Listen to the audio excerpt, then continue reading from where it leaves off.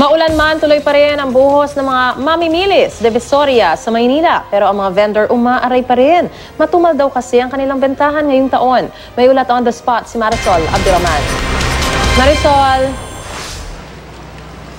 Maris, sa kabilangan ng pag-uulan na nararanasan dito sa Divisoria, tuloy ang pamimili ng ilan nating kababayan. Basang-basa ang Divisoria dahil sa ulan. Pero hindi ito naging hadlang sa ilan nating kababayan na suungin ng masamang panahon, makapamili lang ngayong ikangay holiday rush. Ilan sa kanila ang nagpakabasa at hindi inalintana ang ulan. Meron din kahit nakadagdag sa dalahin ng payong, tuloy pa rin ang shopping. Ang magkaibigang Karin at Apple, bagamat hirap daw mamili ngayong maulan, nagtiis pa rin. Naka-schedule na raw kasi ang kanilang pamimili ngayong araw.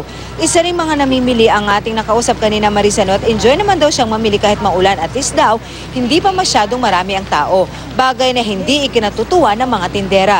Matumal daw kasi ang kanilang bentahan dahil sa ulan. Si Angeline Rose umaasa makakabawi sana ngayong weekend dahil wala raw gaanong kita ng mga nakaraang araw. Dismayado. Paisa-isa lang daw kasi ang mga namimili. Hindi man gaanong matao ang lugar, Maris, matraffic na rin sa lugar.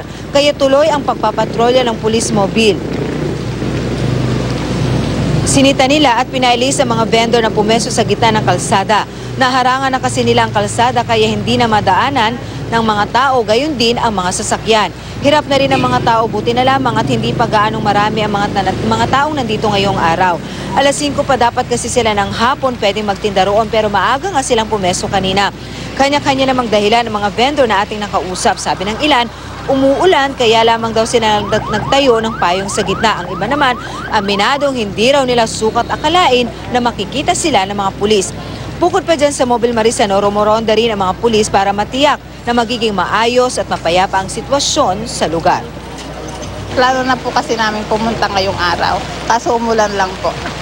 Ngayon po sana yung nasa namin ng pagbebenta ng Sabado na para medyo makabawi po, kaso po dumating po yung bagyo, kaya naging maulan po. Peaceful naman yung lugar.